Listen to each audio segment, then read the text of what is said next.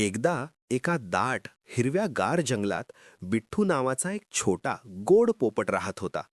त्याचे पंख पाचूसारखे हिरवे, चोच लालभरक आणि डोळे चमकदार होते. मिठ्ठू खूप बोलका होता. तो सगळ्या प्राण्यांशी गप्पा मारायचा. पण त्याच्याकडे एक गुपित होतं. त्याला उंच उडायला खूप भीती वाटायची.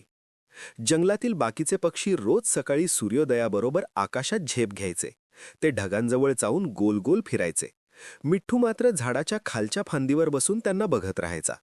त्याची मैत्रीण मैना म्हणायची, "मिठ्ठू, एकदा तरी प्रयत्न कर." पण मिठ्ठू थरथरत म्हणायचा, "मी पडलो तर?" एक दिवस दुपारी अचानक काळे ढग जमले. वारा सुटला.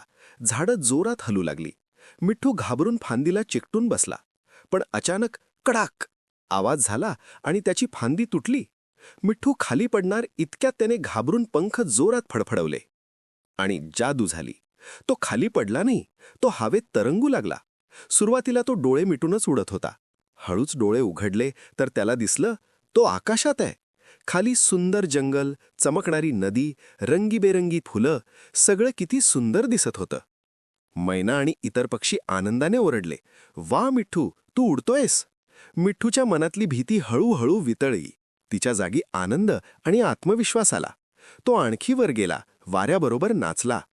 त्या दिवसापासून मिठ्ठूने ठरवलं, भीतीपासून पळायचं नाही, तिच्यावर मात करायचं. आणि मग रोज सकाळी सर्वात आधी आकाशात झेप घेणारा पक्षी कोण असायचा माहीत आहे? आपला धाडसी मिठ्ठू पोपट.